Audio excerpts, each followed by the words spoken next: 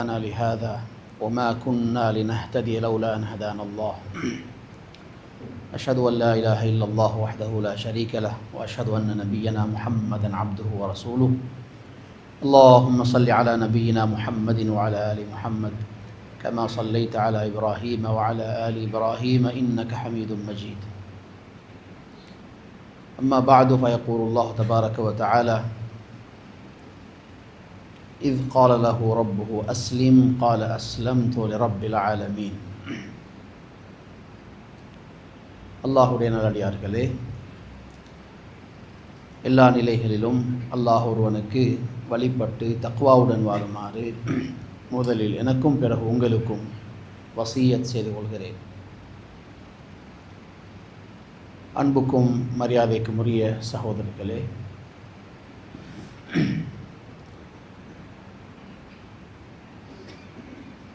ஒரு மனிதன் உலகத்தில் சாதாரணமான ஒரு குழந்தையாக பிறந்து பிறகு வளர்ந்து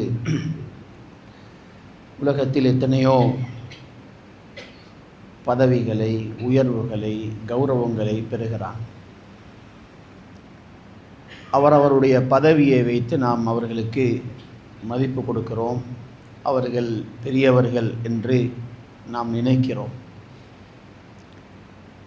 ஒரு மனிதன் உலகத்தில் பெறக்கூடிய ஆக உயர்ந்த பதவி, அதற்கு மேலால் ஒரு உயர்வு இல்லை என்று சொல்லக்கூடிய ஒரு இடம் இருக்கிறதாக இருந்தால் அதுதான் ஒரு மனிதன் தன்னை படைத்து தனக்கு உயிர் கொடுத்து தன்னை வாழ வைத்து தன்னை மரிக்கச் செய்து நிரந்தரமாக தன்னிடத்திலே அவனை அழைத்து கொள்ளக்கூடிய ரப்புல் ஆலமீனுடைய நெருக்கத்தை பெற்றவனாக ஆகுவது. இதைவிட ஒரு உயர்ந்த இடத்தை மனிதன் அடைய முடியாது. இதுதான் மனிதன் அடையக்கூடிய ஆக உயர்ந்த இடம்.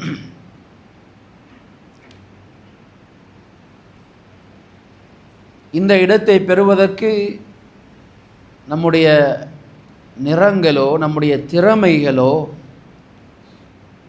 காரணமாக அமைவதும் இல்லை. நம்முடைய செல்வத்தினால் இதை அடையவும் முடியாது.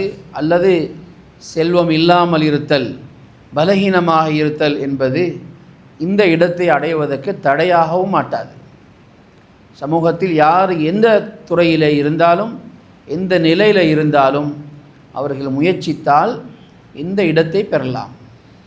அல்லாஹு தாலாவுடைய நெருக்கம், அவன் எவ்வளவு நெருக்கமாகிறான் என்றால், சில மனிதர்கள் சத்தியம் செய்தால் அந்த சத்தியத்தை அல்லாஹு தாலா அப்படியே நிறைவேற்றி வைப்பான்.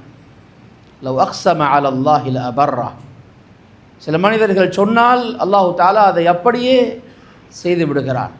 அந்த அளவுக்கு இந்த மனிதன் ஒரு சாதாரணமானவன், பலகீனமான படைப்பு.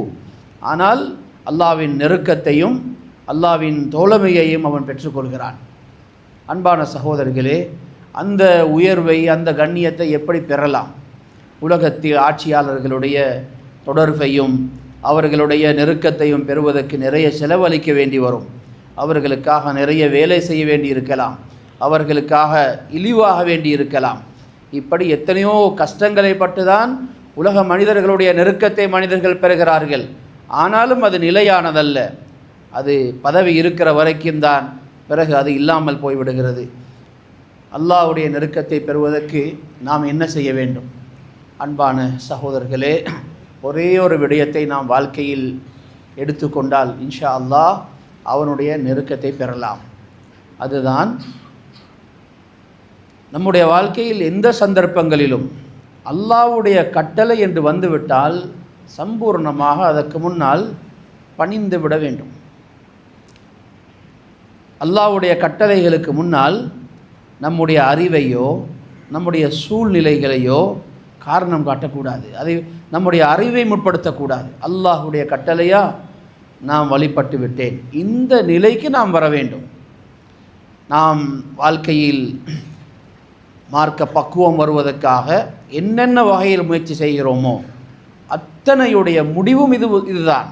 நாம் நிறைய முயற்சி செய்து இந்த இடத்துக்கு வரவில்லையானால் நம்முடைய தீனில் குறைபாடு இருக்கிறது, நம்முடைய தஅல்லுமில் குறைபாடு இருக்கிறது, நம்முடைய தஸ்கியாவில் குறைபாடு இருக்கிறது. நிறைய முயற்சி செய்கிறோம், ஆனால் இன்னும் அல்லாஹ்வுடைய கட்டளைகளுக்கு முன்னால் பணிந்து விடக்கூடிய அந்த தன்மை வரவில்லை என்றால் அவருடைய தீனில் குறைபாடு இருக்கிறது. அல்லாஹ்வுடைய கட்டளைகளுக்கு முன்னால் சம்பூரணமாக பணிவது நபியுல்லாஹி ஸல்லல்லாஹு அலைஹி வஸல்லம் உருவாக்கிய சஹாபாக்களுக்கு இந்த தர்பியா தான் கொடுக்கப்பட்டது. எல்லாவற்றுக்கு முன்னால் அவர்களுக்கு கொடுக்கப்பட்ட தர்பியா இதுதான். அல்லாஹுடைய கட்டளைகள் என்று வந்துவிட்டால், மார்க்கத்தின் வழிகாட்டல்கள், சட்டத்திட்டங்கள் என்று வந்துவிட்டால் அதற்கு முன்னால் சம்பூர்ணமாக பணிந்து விட வேண்டும். அந்த கூட்டம், அந்த அரபு மக்கள் மதுபானத்தை விரும்பி அருந்தி வந்தவர்கள். அவர்களுடைய விருந்துகள் மதுபானம் இல்லாமல் இருக்க மாட்டாது. மதுபானங்கள் தயாரிப்பார்கள், அன்பளிப்புகள் செய்து கொள்வார்கள். மதுபானம் சாராயம் ஹராமாக்கப்பட்டது என்ற ஆயத் இறங்கியது. நிறைய பேர்களுடைய வீடுகளில் பெருமதிமிக்க மதுபானங்களை அவர்கள் செய்து வைத்திருந்தார்கள். எந்த கேள்வியும் கேட்கவில்லை. யாரெல்லாம் பருகி கொண்டிருந்தார்களோ அப்படியே அவர்களுடைய கோப்பைகளை கீழே வைத்து விட்டார்கள். பரிமாறிக்கொண்டிருந்தவர்கள் பரிமாறுவதை நிறுத்தினார்கள். சேகரித்து வைத்திருந்தவர்கள் அப்படியே அதை கொட்டி விட்டார்கள். இதுவரைக்கும் வைத்திருப்பதை என்ன செய்வது? விற்று போடலாமா? எங்களுக்கு நஷ்டம் இல்லையா? எந்த கேள்வியும் கேட்கல, அப்படியே கொட்டி போட்டாங்க. அல்லாஹ்வுடைய கட்டளை என்று வந்துவிட்டால் உமர் ரலியல்லாஹு அன்ஹு அவர்கள் சொல்கிறார்கள், இன்தஹைனா, மதுபானத்தை நீங்கள் தவிர்ந்து கொள்ளுங்கள் என்று வந்ததும் அவர்கள் சொல்கிறார்கள், நாம் தவிர்ந்து கொண்டோம், நான் இத்துடன் அதை முடித்து கொள்கிறோம், இதற்கு பின்னால் நாம் தொடர மாட்டோம் என்று சொல்கிறார்கள். ஹிஜாபுடைய சட்டம் வருகிறது பெண்களுக்கு. பெண்கள் வளமை போல அங்கேயும் இங்கேயும் போயிருந்தவர்கள், அவர்களுடைய ஹிஜாபுடைய ஆயத், அந்த சட்டம் அவர்களுக்கு சொல்லப்பட்டது தான், அங்கேயே உட்கார்ந்து விடுகிறார்கள். அவர்களுடைய முந்தானைகளை எடுத்து அவர்களுடைய அழகை மறைத்து ஹிஜாபை அணிந்து கொண்டு தான் அவர்கள் வீடுகளுக்கு திரும்புகிறார்கள். அன்பான சகோதரர்களே, வழிபடக்கூடிய அல்லாஹ்வுடைய கட்டளைகளுக்கு முன்னால் சம்பூரணமாக சிரம் தாழ்த்தக்கூடிய ஒரு சமூகத்தை நபியுல்லாஹி ஸல்லல்லாஹு அலைஹி வஸல்லம் அவர்கள் உருவாக்கினார்கள். தங்க மோதிரம் நபியுல்லாஹி ஸல்லல்லாஹு அலைஹி வஸல்லம் அவர்கள் செய்திருந்தார்கள். அதை அணிந்து கொண்டு அவர்கள் இருக்கிற சந்தர்ப்பத்தில் தடை வருகிறது. அவர்கள் அந்த மோதிரத்தை கலட்டி எறிந்து விடுகிறார்கள். சஹாபாக்கள் தம்முடைய கைகளில் இருந்த மோதிரங்களை எல்லாம் அதை கண்டதுதான், என்ன எதற்கு என்று கேட்கவில்லை, அவர்களும் தூக்கி எறிந்து விடுகிறார்கள். இதுதான் சஹாபாக்கள் இருந்த வழிபடக்கூடிய பண்பு. அல்லாஹ்வுடைய கட்டளை என்று வந்துவிட்டால் அதற்கு மேலால் எந்த கேள்வியும் கேட்க மாட்டார்கள், வழிபட்டு விட்டு போகும்.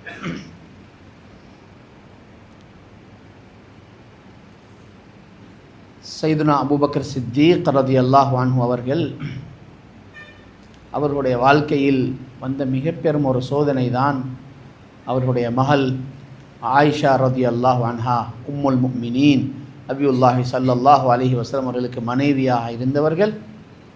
அவர்களுக்கு முனாஃபிக்குகள் அவர்கள் மீது செய்யாத குற்றத்தை சுமத்தி இட்டு கட்டிவிட்டார்கள். மதீனாவில் முனாஃபிக்குகள் எல்லாம் அதை பற்றி அவர்களுக்குள் நிறைய பேசுகிறார்கள், அதை அலங்கரிக்கிறார்கள். அந்த செய்தியை ஒவ்வொரு நாளும் புதிய புதிய செய்திகளை அவர்கள் சொல்கிறார்கள். எதுவும் நடக்கவில்லை, வதந்திகள் வளர்க்கப்படுகின்றன. தெரியாத்தனமாக சில நல்ல மனிதர்கள் கூட அந்த விஷயங்களை கேட்கவும் பேசவும் ஆரம்பித்து விட்டார்கள். தெரியாத்தனமாக அவர்கள் போய் அதிலே சிக்கிக் கொள்கிறார்கள். சையதுனா அபூபக்கர் சித்தீக் ரலியல்லாஹு அன்ஹு அவர்கள் தன்னுடைய குடும்பத்தைச் சேர்ந்த ஒரு நபருக்கு அவர் கஷ்டவாளி என்கிற காரணத்தினால் அவருடைய முழு செலவையும் பொறுப்பெடுத்து அவர்கள்தான் செலவழித்து வந்தார்கள்.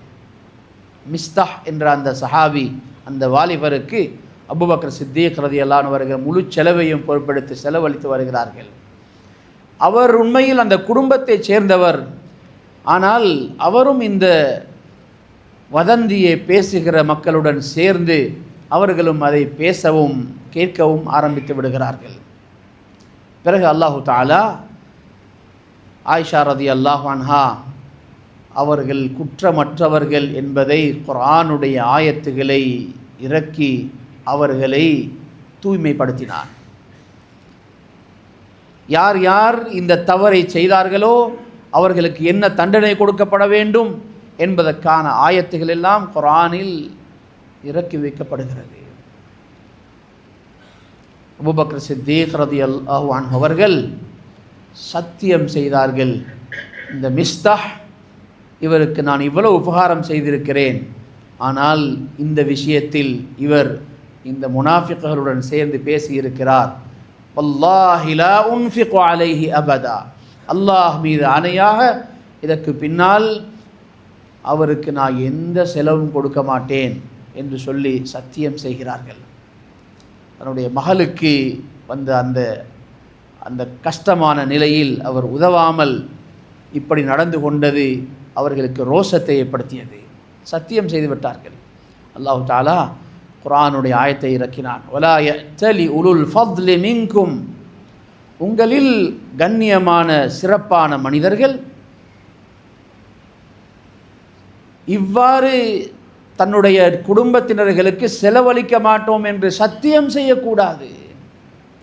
அலா துஹிப்பூன அன் யக்ஃபிரல்லாஹு லக்கும், அல்லாஹு தஆலா உங்களுக்கு மன்னிப்பு கொடுப்பதை நீங்கள் விரும்புவதில்லையா என்று சொல்லி அல்லாஹு தஆலா குர்ஆனுடைய ஆயத்தை இறக்கி வைக்கிறான். உடனே அபூபக்கர் சித்தீக் ரலியல்லாஹு அன்ஹு அவர்கள் தன்னுடைய சத்தியத்தை முறித்து, யா அல்லாஹ், உன்னுடைய மன்னிப்பை நான் விரும்புகிறேன், தொடர்ச்சியாக நான் அவருக்கு செலவழிப்பேன் என்று சொல்லி அந்த செலவை மீண்டும் தொடர ஆரம்பிக்கிறார்கள். மனிதன் என்ற வகையில் இயல்பாக கோபங்கள் இருக்கலாம், ரோஷங்கள் இருக்கலாம். ஆனால் அல்லாஹுடைய கட்டளை, அவனுடைய விருப்பம் என்று வந்துவிட்டால் அத்தனைக்கும் மேலாக அவனுடைய கட்டளைகளுக்கு முக்கியத்துவம் கொடுக்கக்கூடிய அந்த பண்பு, இதுதான் ஒரு முஃமினுடைய உண்மையான பண்பு. இந்த நிலைக்கு நாம் வந்து கொள்ள வேண்டும்.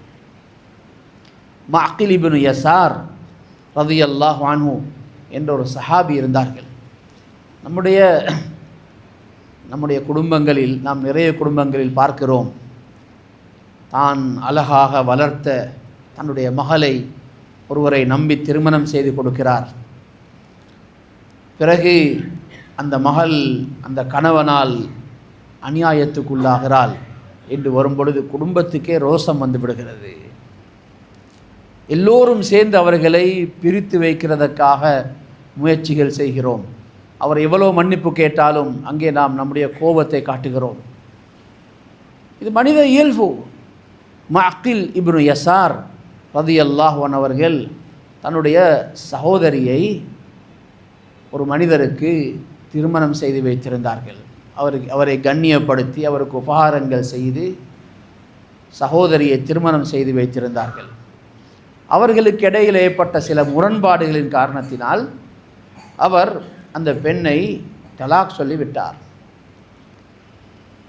பிறகு அப்படியே பிரிந்திருக்கிறார்கள். இத்தா முடிந்ததற்கு பின்னால் அந்த மனிதர் தன்னுடைய குற்றத்தை உணர ஆரம்பிக்கிறார். மனைவியுடைய பிரிவை அவரால் தாங்கிக் கொள்ள முடியாது. இருவருமே இந்த பக்கத்தால் அவருடைய சகோதரிக்கும் அந்த கணவருடன் சேர வேண்டும் என்ற அந்த விருப்பம் வருகிறது.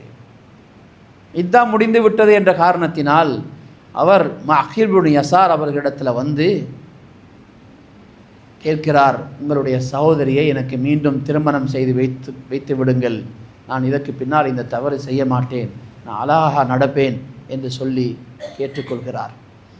அந்த சஹாபி சொல்கிறார்கள், நான் இவ்வளவு உங்களை கண்ணியப்படுத்தி உங்களுக்கு உபகாரம் செய்து மிக அழகாக இந்த திருமணத்தை செய்து வைத்திருந்தேன், நீங்கள் என்னுடைய சகோதரியை தலாக் சொல்லிவிட்டீர்கள், நான் உங்களுக்கு ஒரு நாளும் இந்த திருமணத்தை செய்து தர மாட்டேன் என்று அவர் மறுத்து விடுகிறார். அல்லாஹு தஆலா குர்ஆனுடைய ஆயத்தை இறக்கி வைக்கிறான். கணவன் மனைவி பிரிந்ததற்கு பின்னால் அவர்கள் மீண்டும் சேர்ந்து வாழ்வதற்கு விரும்பினால் ஃபலா தஅதுலுஹுன்ன, வலிகளாக அந்த பொறுப்பாளர்களாக இருக்கிற நீங்கள் அவர்களுக்கு அந்த திருமணத்தை செய்து வைக்க மறுக்க வேண்டாம் என்று சொல்லி அல்லாஹு தஆலா குர்ஆனுடைய ஆயத்தை இறக்கி வைத்தான். உடனே அந்த சஹாபி சொல்கிறார்கள், சம்அன் லி ரப்பி வ தாஅ, என்னுடைய ரப்பு சொல்லிவிட்டானா நான் அதற்கு முழுமையாக கேட்டு வழிபட்டு விட்டேன் என்று சொல்லி அவரை அழைத்து மிக அழகாக சகோதரியுடைய திருமணத்தை அவருக்கு நடாத்தி வைக்கிறார்கள். அன்பான சகோதரர்களே, இப்படிதான் நபியுல்லாஹி ஸல்லல்லாஹு அலைஹி வஸல்லம் அவர்கள் அந்த சஹாபாக்களை தர்பியா செய்திருந்தார்கள். அல்லாஹுடைய கட்டளைகளுக்கு முன்னால் பூர்த்தியாக கட்டுப்பட்டு பணிந்து விடுவார்கள். இதுதான் தீனில் ஒரு மனிதன் அடைய வேண்டிய மிக பிரதானமான இலக்கு. யா அய்யுஹல்லதீன ஆமனூ லா தர்ஃபஉ அஸ்வாதகும் ஃபௌக ஸௌத்தின் நபி, ஈமான் கொண்டவர்களே, நபி ஸல்லல்லாஹு அலைஹி வஸல்லம் அவர்களுக்கு முன்னால் அவர்களுடைய சத்தத்தை விட உங்களுடைய சத்தத்தை நீங்கள் உயர்த்த வேண்டாம் என்ற ஆயத்து இறங்குகிறது. இந்த ஆயத்து இறங்கியதுக்கு பின்னால் அபூபக்கர் சித்தீக் ரலியல்லாஹு அன்ஹு அவர்கள், அபூபக்கர் ரலியல்லாஹு அன்ஹு அவர்களை பொறுத்தவரையில் ஜாஹிலியா காலத்தில் இருந்தே நபி ஸல்லல்லாஹு அலைஹி வஸல்லம் அவர்களுடைய மிக நெருக்கமான நண்பர், ஒன்றாக பழகியவர்கள், ஒன்றாக கொடுக்கல் வாங்கல் செய்தவர்கள், ஒன்றாக பயணம் செய்தவர்கள், இஸ்லாத்திலும் ஒன்றாகவே இருந்தவர்கள், மிக நெருக்கமான தொடர்பு இருந்தது. இந்த ஆயத்திறங்கியதற்கு பின்னால் அவர்களுடைய நிலை எப்படி இருந்தது என்றால் அஹுஸ்ஸிரார் மாதிரி ஆகிவிட்டார்கள். அதாவது ரகசியம் பேசக்கூடியவர்கள் எப்படி மெதுவாக பேசுவார்களோ அதுபோல் காதுக்குள் தான் அபூபக்கர் சித்தீக் ரலியல்லாஹு அன்ஹு அவர்கள் வந்து பேசுவார்கள். அவ்வளவு தன்னுடைய தொனியை, தன்னுடைய சத்தத்தை அல்லாஹ்வுடைய ரசூலுக்கு முன்னால் பணித்து விட்டார்கள். இந்த ஆயத்திறங்கியதற்கு பின்னால் உமர் ரலியல்லாஹு அன்ஹு அவர்கள் இயல்பாகவே பெருத்த சத்தத்தை கொண்டவர்கள். அவர்கள் எவ்வளவு பணிவாகவும் மிருதுவாகவும் மெதுவாகவும் பேசுவார்கள் என்றால், எதை பேச வேண்டுமாக இருந்தாலும் எதை சொன்னாலும் அவர்களிடத்தில் ஒரு கேள்வி கேட்டால்தான் அவர்கள் பதில் சொல்லுவார்கள். அந்த நிலைக்கு அவர்கள் தன்னுடைய பேச்சில், தன்னுடைய சத்தத்தில் கட்டுப்பாட்டுக்குள் வந்து விடுகிறார்கள். அந்த அளவு பணிந்தார்கள். ஆயத் இறங்கி விடுகிறது, முழுமையாக அவர்கள் பணிந்து விடுகிறார்கள். நபியுல்லாஹி ஸல்லல்லாஹு அலைஹி வஸல்லம் அவர்களுடைய வஃபாத் நடந்த நேரத்தில் நமக்கு தெரியும், சில சஹாபாக்களால் அதை தாங்கிக் கொள்ள முடியவில்லை. அவர்கள் எதிர்பார்க்கவே இல்லை அல்லாஹ்வுடைய ரசூல் இந்த நேரத்தில் மரணம் அடைவார்கள் என்று சொல்லி. அதில் உமர் ரலியல்லாஹு அன்ஹு அவர்கள் மிக வீரமாக வாளை ஏந்தி கொண்டு அல்லாஹ்வுடைய ரசூல் மரணித்து விட்டார்கள் என்று யாரும் சொல்லக்கூடாது, அவர்கள் மரணிக்கவில்லை, அவர்கள் செய்ய வேண்டிய இன்னும் பல வேலைகள் இருக்கின்றன, அவை முடிகிற வரைக்கும் அவர்களுக்கு மரணம் வரமாட்டாது என்று மிக அவர்கள் ஆவேசப்பட்டு சொல்லி கொண்டிருந்த நேரத்தில் சையதுனா அபூபக்கர் சித்தீக் ரலியல்லாஹு அன்ஹு அவர்கள் தூரத்தில் போயிருந்தவர்கள் வந்தார்கள். வந்து வீட்டுக்குள் வந்து நபியுல்லாஹி ஸல்லல்லாஹு அலைஹி வஸல்லம் அவருடைய முகத்தை திறந்து பார்த்து அவர்களுடைய மரணத்தை உறுதி செய்ததற்கு பின்னால் திப்த ஹய்யன் வ மய்யிதா, அவர்களுடைய மரணத்தை அங்கிருந்தவர்களுக்கு உறுதி செய்கிறார்கள். அதற்கு பின்னால் நேராக மஸ்ஜிதுக்கு வந்து எல்லாரையும் அங்கே அழைத்து ஒன்று சேர்த்து மிம்பரில் இருந்து அவர்கள் சில வார்த்தைகளை பேசினார்கள். மன் கான யஅபுது முஹம்மதன் ஃபஇன்ன முஹம்மதன் கத் மாத் வமன் கான யஅபுதுல்லாஹ் ஃபஇன்ன அல்லாஹ ஹய்யுன் லா யமூத். சரித்திரத்தில் பதட்டமான ஒரு சந்தர்ப்பத்தில் நிகழ்த்தப்பட்ட மிக உருக்கமான உரை என்று சொன்னால் அபூபக்கர் சித்தீக் ரலியல்லாஹு அன்ஹு அவர்கள் அந்த இடத்தில் பேசிய அந்த பேச்சு தான். அவர்களுடைய பேச்சுக்கு பின்னால் அங்கிருந்து கலைந்து சென்றவர்களுடைய வாய்களில் அவர்களுடைய வார்த்தை ஓடிக்கொண்டே இருந்தது. அவர்கள் தன்னை அறியாமலேயே அந்த வார்த்தைகளை சொல்லிக் கொண்டிருந்தார்கள். அப்பொழுது அவர்கள் அல்லாஹ்வுடைய ரசூல் ஸல்லல்லாஹு அலைஹி வஸல்லம் அவர்கள் மரணித்து விட்டார்கள் என்பதை காட்டக்கூடிய சில ஆயத்துக்களை ஓதினார்கள். இன்னக மையித் وإنهم ميتون وما محمد إلا رسول قد خلت من قبله الرسل أفإن مات أو قتل انقلبتم என்ற அந்த ஆயத்துக்களை ஓதுகிறார்கள். அல்லாஹ்வுடைய ரசூல் ஸல்லல்லாஹு அலைஹி வஸல்லம் அவர்களுக்கு மரணம் இருக்கிறது என்ற செய்தி ஏற்கனவே சொல்லப்பட்டிருந்தது. இதையெல்லாம் ஓதியதற்கு பின்னால் சையதுனா உமர் இப்னுல் கத்தாப் ரலியல்லாஹு அன்ஹு அவர்கள் பக்கத்தில் இருந்தவர்கள் சொல்கிறார்கள், அவ இன்ன ذلك في كتاب الله, இப்பொழுது சொல்லப்பட்ட இந்த வார்த்தைகள் எல்லாம் அல்லாஹ்வுடைய வேதத்தில் இருக்கின்றனவா, இந்த ஆயத்துக்கள் அல்லாஹ்வுடைய வேதத்தில் இருக்கின்றனவா என்று சொல்லிவிட்டு அப்படியே முழங்காலில் அமர்ந்து இன்னா லில்லாஹி வ இன்னா இலைஹி ராஜிஊன் என்று சொன்னார்கள். அல்லாஹ்வுடைய வார்த்தை வந்து விட்டதா, முழங்காலில் உட்கார்ந்து அவர்கள் அதை ஏற்றுக்கொள்கிறார்கள். இந்த நிலை நமக்கு வர வேண்டும்.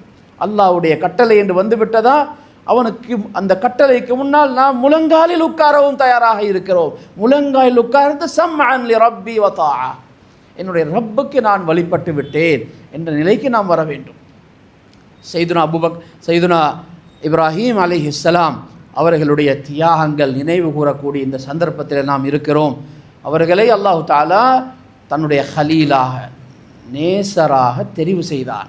அதற்கு அவர்களிடத்தில் இருந்த மிக முக்கியமான பண்புதான் அவர்கள் முழுமையாக வழிபட்டார்கள். இஸ் கால ரப்புஹு அஸ்லிம் கால அஸ்லம்து லிரப்பில் ஆலமீன். முழுமையாக அவனுடைய கட்டளை என்று வந்துவிட்டால் அவர்களுக்கு குடும்பமோ சொத்துக்களோ எதுவும் பெரிதாக தெரிய மாட்டாது, அப்படியே வழிபட்டு விடுவார்கள். ஹத்னாவுடைய சட்டம் அவர்களுக்கு வந்தது.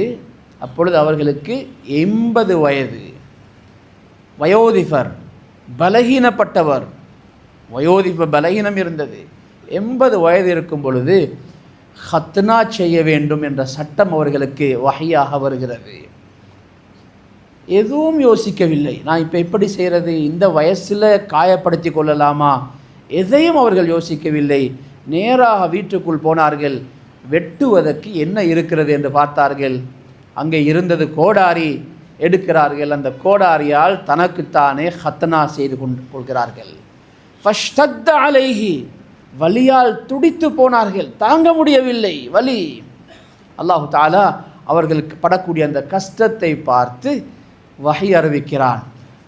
ஃபஅவ்ஹல்லாஹு இலைஹி அன் அஜில்த قبل அன் நஅமுரக பிஆலதி, ஹத்னா செய்ய வேண்டும் என்று தான் சொன்னோம், இந்த கருவியை பயன்படுத்தி செய்ய வேண்டும் என்பதை நாம் அறிவிப்பதற்கு முன்னாலேயே, அதை சொல்வதற்கு முன்னாலேயே நீங்கள் அவசரப்பட்டு விட்டீர்களே என்று சொல்லி அல்லாஹு தஆலா அறிவிக்கிறான். அப்பொழுது அவர்கள் சொன்ன பதில், கரிஹ்து அன் உஅஹிர அம்ரக், யா அல்லாஹ், உன்னுடைய கட்டளையை பிற்படுத்துவதை நான் விரும்பவில்லை, உன்னுடைய கட்டளை வந்துவிட்டது, செய்ய வேண்டும் என்பதற்காக செய்து முடித்து விட்டேன் என்று சொல்கிறார்கள். அன்பான சகோதரர்களே, ஒரே ஒரு வாழ்க்கை தான். அந்த வாழ்க்கையில் நாம் செய்ய வேண்டிய மிகப்பெரிய வீரச் செயல் இதுதான். அல்லாஹ்வுடைய கட்டளைகளுக்கு முன்னால் நாம் வழிபட்டேன் என்பதை பதிவு செய்துவிட்டு உலகத்திலிருந்து போக வேண்டும். இதை செய்து கொண்டால் நாம் பெரும் பாக்கியசாலிகள். நமக்கு புதிய கட்டளைகள் எதுவும் வரப்போவதில்லை. எது இருக்கிறதோ அதுதான் நமக்கு அந்தந்த சந்தர்ப்பங்களில் கட்டளைகளாக சொல்லப்பட போகிறது. அந்த கட்டளைகளுக்கு வழிபடக்கூடிய நிலைக்கு வந்துவிட வேண்டும். நம்முடைய பிள்ளைகளையும் வளர்க்கும் பொழுது வெறும் என்னுடைய பிள்ளை நான் நேசிக்கிறேன் என்பதற்காக அல்ல, அல்லாஹ்வுக்காக நாம் வளர்க்க வேண்டும். பிள்ளைகளுக்கு எப்பொழுதும் சிறு வயதில் இருந்தே நாம் என்ன செய்கிறோம், பிள்ளையுடைய ஆசையா, உன்னுடைய ஆசை என்றால் அது என்னுடைய ஆசைதான், நீ எதை கேட்டாலும் நான் வாங்கி தருவேன். பிற்காலத்திலும் நாம் அதைத்தான் சொல்லி காட்டுகிறோம். இந்த பிள்ளைக்கு நான் எந்த குறையும் வைக்கல, அவனுடைய எல்லா ஆசைகளையும் நிறைவேற்றி கொடுத்தேன், அவன் ஆசைப்பட்ட எல்லாவற்றையும் வாங்கி கொடுத்தேன் என்று தான் நாம் அவர்களுக்கு நம்மை அறிமுகம் செய்கிறோம். அப்படி அல்ல, நாம் அவர்களுக்கு அறிமுகம் செய்ய வேண்டும். நான் ஒரு தகப்பன் என்ற வகையில் நான் உன்னை நேசிக்கிறேன், இந்த பிள்ளைகள் எல்லோரையும் நான் நேசிக்கிறேன், ஆனால் அல்லாஹ்வுடைய நேசம் உங்களுடைய நேசத்தை விடவும் எனக்கு பெரியது. அல்லாஹ்வுடைய கட்டளையா நீங்களா என்று வந்துவிட்டால் நான் அல்லாஹ்வுடைய கட்டளைக்கு தான் முக்கியத்துவம் கொடுப்பேன். உங்களுடைய ஆசைகளை ஒரு நாளும் அல்லாவை அதிருப்திப்படுத்தி நான் பூர்த்தி செய்ய மாட்டேன். அல்லாவுக்கு விருப்பம் இல்லையா? மார்க்கத்தில் கூடாதா? நீங்கள் எல்லோரும் சேர்ந்து அடம் பிடித்தாலும் நான் அதை இந்த வீட்டுக்குள் கொண்டு வரப்போவதும் இல்லை, நான் அதை செய்ய போவதும் இல்லை. இந்த நிலைக்கு வர வேண்டும். நாம் எல்லோரும் அநேகமானவர்கள் பிள்ளைகளால் சோதிக்கப்படுகிறார்கள். நாம் விரும்பிய எதிர்பார்த்தது பிள்ளைகளால் கிடைப்பதில்லை. நாம் நிறைய செலவழித்தோம், நிறைய படிப்பை கொடுத்தோம், அறிவை கொடுத்தோம், ஆசைகளை எல்லாம் நிறைவேற்ற வைத்தோம். இறுதியில் பல பேர்களுடைய வாழ்க்கை கை சேதத்தில் முடிகிறது. இவனுக்கா நான் இவ்வளவு செய்தேன், இவனுக்கா நான் இவ்வளவு திருப்திப்படுத்தினேன் என்றெல்லாம் வெறுத்து போகிறார்கள், நம்பிக்கையிலிருந்து போகிறார்கள். அதற்கு காரணம் நாம் அல்லாஹ்வுடைய கட்டளைகளை விடவும் அல்லாஹ்வுடைய அன்பை விடவும் பிள்ளைகளுடைய அன்புக்கு முக்கியத்துவம் கொடுக்கிறோம். பிள்ளைகளை நேசிக்க வேண்டும், மார்க்கம் நமக்கு அதற்கு வழிகாட்டி இருக்கிறது. ஆனால் அல்லாஹ்வுக்கு மாறு செய்து விடக்கூடாது. அந்த பிள்ளைகளை சந்தோஷப்படுத்துவதற்காக அல்லாஹ்வை அதிருப்திப்படுத்தினால் அந்த பிள்ளைகளாலேயே நாம் ஒரு நாள் கவலைப்பட வேண்டி வரும். ஆகவே அன்பான சகோதரர்களே, எல்லா சந்தர்ப்பங்களிலும் அல்லாஹ்வுடைய சந்தோஷம், அவனுடைய கட்டளைகளுக்கு முக்கியத்துவம் கொடுக்க வேண்டும். இந்த நாட்கள் நமக்கு அந்த பாடத்தை சொல்லித்தரக்கூடிய நாட்கள். சையதுனா இப்ராஹீம் அலைஹி ஸலாத்து வஸ்ஸலாம் அவர்களுக்கு அல்லாஹு தஆலா அவர்கள் வழிபட்டு ஒரு உண்மையான ஒரு அல்லாஹ்வுடைய நேசனாக அவர்கள் வாழ்ந்த காரணத்தினால் அல்லாஹு தஆலா அவர்களை தன்னுடைய ஹலீலாக தெரிவு செய்து கியாமத் வரைக்கும் நினைவு கூறப்படக்கூடிய ஒரு நபியாக அல்லாஹு தஆலா அவருடைய பெயரை உயர்த்தி இருக்கிறான். ஆகவே அன்பான சகோதரர்களே, இந்த பாடத்தை தான் நாம் ஹஜ்ஜிலிருந்து கற்றுக்கொள்கிறோம். இந்த நாட்கள் மிக விசேஷமான நாட்கள், அமல்கள் செய்வதற்கு மிக உயர்ந்த சிறப்பான நாட்களில் நாம் இருக்கிறோம். இந்த நாட்களில் நிறைய அல்லாஹு அக்பர் என்று சொல்லி தக்பீர் சொல்ல வேண்டும். பிறநாளுக்குரிய தக்பீர்கள் இருக்கின்றன. ஆனால் இந்த நாட்களில் மிக அதிகம் திக்ர் செய்வது ஃபஅக்ஸிரு ஃபீஹின்ன மினத் தஹ்லீல் வத்தஹ்மீத் வத்தக்பீர். இந்த நாட்களில் லா இலாஹ இல்லல்லாஹ் என்ற அந்த ஜிக்ரையும் சுப்ஹானல்லாஹ் என்று வரக்கூடிய அந்த தஸ்பீஹாத்துகளையும் அல்ஹம்துலில்லாஹ் என்று சொல்லக்கூடிய அந்த தஹ்மீதுகளையும் அல்லாஹு அக்பர் என்று சொல்லக்கூடிய அந்த தக்பீர் சுப்ஹானல்லாஹ் வல்ஹம்துலில்லாஹ் வலா இலாஹ இல்லல்லாஹ் வல்லாஹு அக்பர், இந்த ஜிக்ர்களை அதிகமாக செய்ய வேண்டும் என்று சொல்லி நபியுல்லாஹி ஸல்லல்லாஹு அலைஹி வஸல்லம் அவர்கள் சொல்லி இருக்கிறார்கள். இந்த நாட்களில் செய்யக்கூடிய எல்லா அமல்களுக்கும் வலமையை விட இரட்டிப்பான அதிகமான நன்மை கிடைக்கிறது என்று ஹதீஸில் சொல்லப்பட்டிருக்கிறது. அந்த வகையில் அன்பான சகோதரர்களே, நாம் இந்த நாட்களில் மிக அதிகம் திக்ர் செய்வதுடன் அதிகமான அமல்களை செய்வதற்கு முயற்சி செய்ய வேண்டும். அதே நேரத்தில் துல்ஹிஜ்ஜாவுடைய 9வது நாள் நோன்பு மிக கண்டிப்பான ஒரு சுன்னாவாக இருக்கிறது. பெருநாளுக்கு முந்தைய நாள் அந்த நாள் நோக்கப்படக்கூடிய நோன்பு, அதை கொண்டு அல்லாஹு தஆலா கடந்த வருஷத்துடைய வரக்கூடிய வருஷத்துடைய பாவங்களை மன்னிக்கிறான். மிக வலியுறுத்தப்பட்ட ஒரு சுன்னாவாக இருக்கிறது. அந்த நோன்பை பிடிப்பதுடன் அதற்கு முந்தி வரக்கூடிய 8வது நாளுடைய நோன்பையும் சேர்த்து பிடிப்பது அஹ்வத்தானது, மிக பேணுதலுக்குரியது, விரும்பத்தக்கது என்று உலமாக்கள் எழுதியிருக்கிறார்கள். ஆகவே பெருநாளுக்கு முந்திய 2 நாட்களும் நாம் நோன்பு நோற்பதற்கு முயற்சி செய்வோம். தொடர்ச்சியாக நோன்பு நோக்கக்கூடியவர்கள் இருக்கிறார்கள், அதுவும் ஒரு சிறந்த பாக்கியம். இந்த நாட்கள் அமல்களுக்குரிய நாட்கள் என்ற வகையில், நோன்பு அமல்களில் பிரதானமானது என்ற வகையில் மிக சிறப்புக்குரியது. நாம் ஒரு சில நோன்புகளை மட்டும் பிடிப்பதாக இருந்தால் அந்த 2 நாட்களுடைய நோன்புகளையும் பிடிக்க முயற்சி செய்ய வேண்டும். அதிலும் சில கஷ்டங்கள் இருந்தால் பிறநாளுக்கு முந்தைய நாள் 9ஆம் நாளுடைய நோன்பை நாம் விடாமல் பிடிப்பதற்குரிய முயற்சியை நாம் செய்ய வேண்டும். இந்த வரக்கூடிய நாட்கள், அதற்கு பிறகு வரக்கூடிய பெருநாள் தினம், பெருநாளுக்கு பிறகு வரக்கூடிய அந்த ஐயாமு தஷ்ரீக்குடைய 3 நாட்கள் சிறப்பான நாட்கள். ஃபைன்னஹா ஐயாமு அக்லின் வ ஷுர்பின் வ திக்ரில்லாஹ் என்று சொல்லப்பட்டிருக்கிறது. அது அந்த நாட்களில் நோன்பு பிடிப்பதை நபியுல்லாஹி ஸல்லல்லாஹு அலைஹி வஸல்லம் அவர்கள் தடை செய்திருக்கிறார்கள். அல்லாஹ்வுடைய விருந்து கொடுக்கப்பட உத்ஹியா என்பது அல்லாஹு தஆலா மூமின்களுக்கு தரக்கூடிய விருந்து, அதை சாப்பிட வேண்டும் என்று சொல்லப்பட்டிருக்கிறது. அதே நேரத்தில் அதிகமாக அல்லாஹ்வுடைய திக்ர், அல்லாஹ்வை நினைவுகூர வேண்டிய, அவனை தக்பீர் செய்ய வேண்டிய அந்த நாட்கள். ஆகவே வாழ்க்கையில் கிடைக்கிற இப்படிப்பட்ட அருமையான சிறப்பான நாட்களை நாம் பயன்படுத்தி கொள்வோம். அல்லாஹு தஆலா நம் அனைவருக்கும் அருள் செய்வானாக. யா அல்லாஹ், நம்முடைய பாவங்களை மன்னிப்பாயாக, நம்முடைய பெற்றோர்களை மன்னிப்பாயாக, முஃமினான ஆண்கள் பெண்கள் அனைவரையும் மன்னிப்பாயாக. இந்த சிறப்பான நாட்களில் நீ விரும்பக்கூடிய அமல்களில் ஈடுபடக்கூடிய பாக்கியத்தை நம்ம எல்லோருக்கும் நசீபாக்குவாயாக. وآخر دعوانا الحمد لله رب العالمين. الحمد لله الذي هدانا لهذا وما كنا لنهتدي لولا أن هدانا الله. أشهد أن لا إله إلا الله وحده لا شريك له، وأشهد أن نبينا محمدا عبده ورسوله.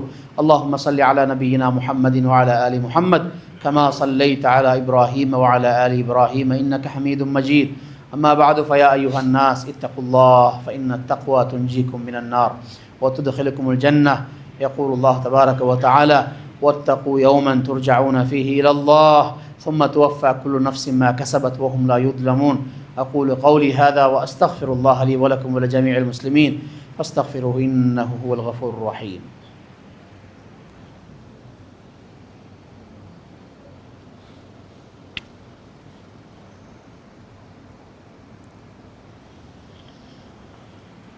الحمد لله رب العالمين والعاقبة للمتقين، وصلى الله وسلم وبارك على نبينا محمد وعلى آله وأصحابه أجمعين ومن تبعهم بإحسان إلى يوم الدين. أما بعد، فيا أيها الناس اتقوا الله حق تقاته ولا تموتن إلا وأنتم مسلمون، واعتصموا بحبل الله جميعا ولا تفرقوا، وعليكم بكثرة الصلاة والسلام على سيد البشر. يقول الله تبارك وتعالى: إن الله وملائكته يصلون على النبي يا أيها الذين آمنوا صلوا عليه وسلموا تسليما. اللهم صل على نبينا محمد وعلى آل محمد كما صليت على إبراهيم وعلى آل إبراهيم إنك حميد مجيد. وفي الحديث عن رسول الله صلى الله عليه وسلم: أرحم أمتي بأمتي أبو بكر، وأشدهم في دين الله عمر، وأصدقهم حياء عثمان، وأقضاهم علي رضي الله عنهم ورضوا عنه. اللهم اغفر للمؤمنين والمؤمنات والمسلمين والمسلمات الأحياء منهم والأموات. اللهم أعز الإسلام والمسلمين وانصر المستضعفين في كل مكان. ربنا اغفر لنا ولإخواننا الذين سبقونا بالإيمان ولا تجعل في قلوبنا غلا للذين آمنوا ربنا إنك رؤوف رحيم. إن الله يأمر بالعدل والإحسان وإيتاء ذي القربى وينهى عن الفحشاء والمنكر والبغي يعظكم لعلكم تذكرون. اذكروا الله يذكركم ولذكر الله أكبر.